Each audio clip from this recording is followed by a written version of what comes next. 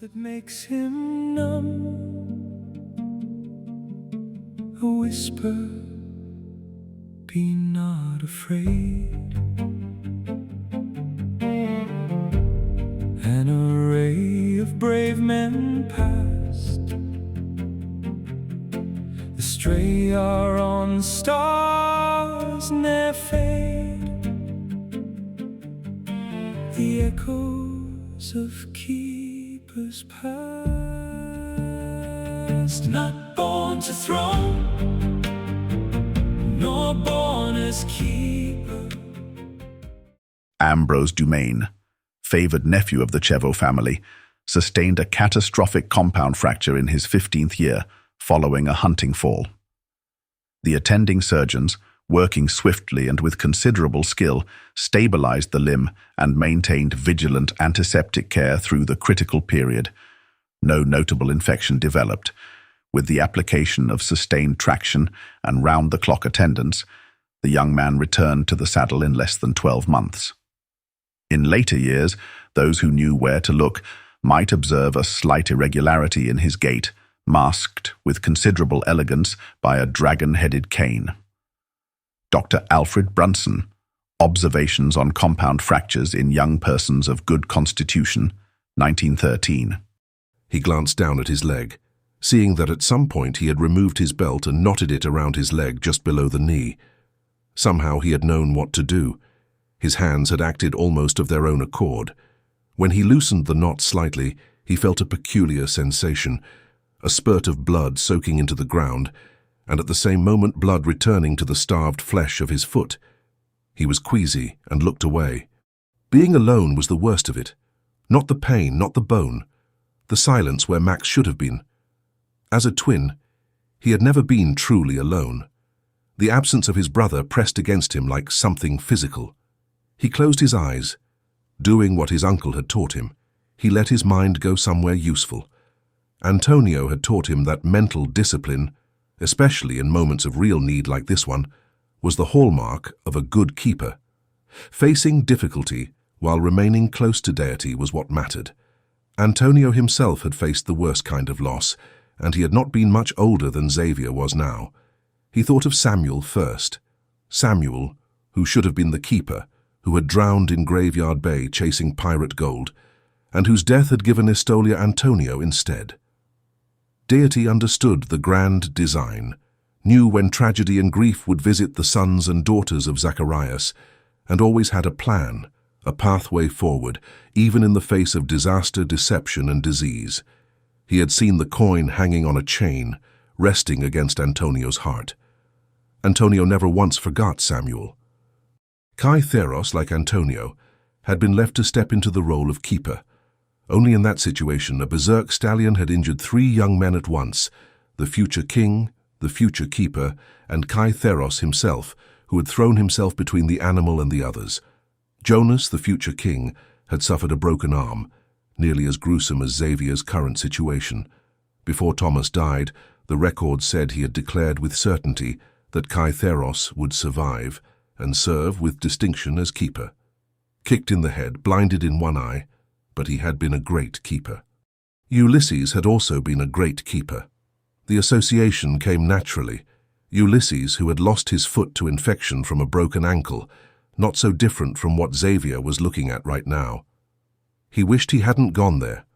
Not because Ulysses' story ended badly. It hadn't, not exactly. But because the ankle led to the foot, and the foot led to the ceremony room, and the ceremony room led to Alexandros, and Alexandros led somewhere Xavier was not going.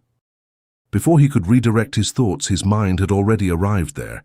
Kavanaugh, William, Lorenzo, and Christopher. No, he could not. He tried to think of something different, but the names sat in his mind like stones he could not shift.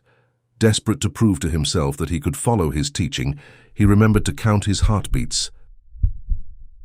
Reaching inward for peace instead of the strife of that period, the way Antonio had shown him, allowing peace and wisdom to flow within. And after a time his thoughts found their way back to that morning, to the labyrinth, to Emile, Terraphon Emile. Emile, There was no darkness in that story, just a man born with one arm the length it ought to be and one that was not, who had adapted and served and been remembered as an efficient and effective keeper. Xavier felt something ease within him. One drowned in gold beneath the bay, one shielded others from the blow, one lost a foot along the way, one arm too short, yet still bestowed. With a buoyancy of spirit, he clutched at the memory of that morning, Antonio's office and what had waited for him there. Antonio met him in the keeper's office and handed him Capitulo 28, the largest capitulo. The one most likely to bring a groan of distaste if it was brought up during a lesson. His expression must have given away his reaction because Antonio paused, still touching the heavy tome that was resting in Xavier's arms. The silence of the office was disturbed only by the heavy ticking of the clock. The rebuke he expected landed with a force that left him breathless. He knew, even as it happened, that he would record it in his inscrito. After that long moment, Antonio reached to the cover of the capitulo and caressed the heavy leather binding with reverence. Then he stepped back and instructed Xavier to follow.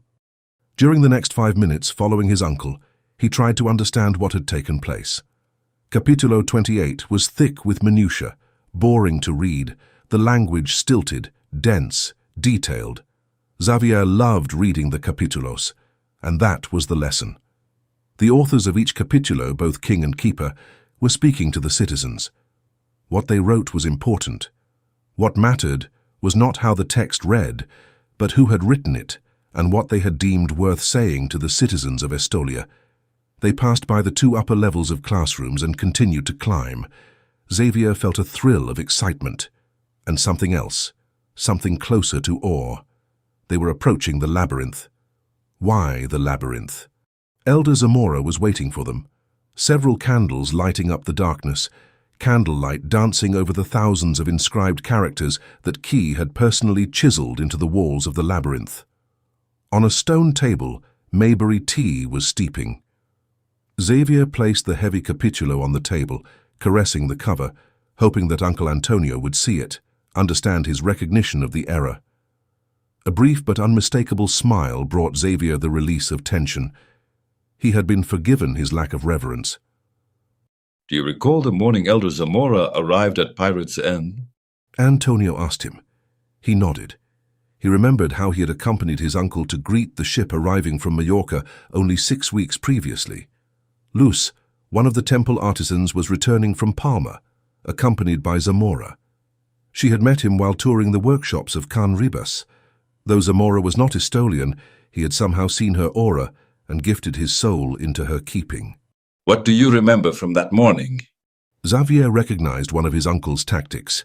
He described the morning in careful detail, leaving nothing out: the ship arriving at dawn, Zamora's expression on the dock, the significance of Luz keeping his soul. When he finished, he waited, wondering which thread his uncle would pull. There was so much that was noteworthy. What was unique in the way I greeted him? That was not what he expected. He had been ready to speak on the symbolism of the dawn arrival, or the importance of the elder year for a man newly brought into the faith, rich territory, any of it worthy of an hour's discussion. He straightened his shoulders and thought back again to the glorious sunrise, the rippling sound of the wind in the sails, the sensation of ocean spray. Zamora had a stunned look on his face, having just learned what it was like to have his soul kept by another. He searched every detail, and found nothing unique in his uncle's greeting. He said so. Have you been formally introduced to Zamora? Antonio asked him. Not formally. Xavier said, glancing over at the elder. He looked less disoriented than he had on the dock. If you were to greet him as future keeper, what would you do? Xavier thought back once again to the greeting on the dock. He stood taller, inclined his head in the way that Antonio always did, and then extended both hands. Why do you extend both hands? Antonio asked. Zamora had remained immobile, curiosity on his face. That is what you always do. Why? Antonio always greeted people that way. During introductions, both hands extended. Nobody else in Estolia did. Why? Insight, young Xavier. He turned to Zamora, thanking him. Once Zamora left the labyrinth, Antonio gestured Xavier to be seated and poured them each a cup of the fragrant tea. Antonio rested his hand on the large tome, caressing the cover. Within this capítulo, you will learn much. Nearly all of the words within are from Terrafon Emil. What do you remember of him? For the next hour, Antonio discussed the two-handed greeting, its purpose and its power. He pointed to the difficulties Emil had faced with his deformed arm. As the lesson progressed, Xavier learned that the greeting was not courtesy. It was a gift. When a keeper gripped both hands of any visitor, he could see into their hearts and minds, understand their purpose. A gift every keeper had held since the time of Zacharias. How did Emil keep the soul of Estolia if he could not grasp both hands of the individuals he met? Xavier asked. For Emil, he had two hands. One arm was half the length of the other, but he could still greet others in the accepted fashion. But even if a keeper was missing an entire limb, they would be able to find a way to use the gift. Deity is not inflexible. Music fills the grand design, it permeates his every cell. The harmonies are yours and mine, a price she weeps, but will not tell. A heavy nudge against his shoulder, followed by a quiet whicker, pulled him back to the present moment. He patted Horace on the side of his neck, talking to him soothingly. I'm okay, Horace. He said. Horace snorted in response, a waffling series of noises decreasing in volume.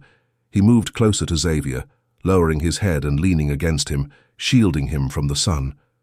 Xavier continued to absently pat the side of his neck as he thought of the reading assignment his uncle had given him. He looked forward to spending time getting to know Terrafon Emil. His leg was a catastrophe. His bone was where it absolutely should not be. Max was risking his and Rickety's lives to bring help. He was 12 years old, and he was going to have to explain to his mother, his father, and his uncle Antonio exactly how this had happened. But his arms were fine, both of them. He would be able to greet visitors properly and use the gift he had learned about that very morning. He prayed then, not the theatrical performance he had staged at the pond's edge for Max's benefit, but a real one, quiet and without words, the kind Antonio had described as simply opening a door. He opened it, and Deity, as Deity always did when he was sincere, answered, not with words, just with warmth and peace and the absolute certainty that everything happening to him today was known and held and would be well. He was still sitting with that warmth when he heard it. Hoofbeats, more than 2 horses, coming fast through the trees.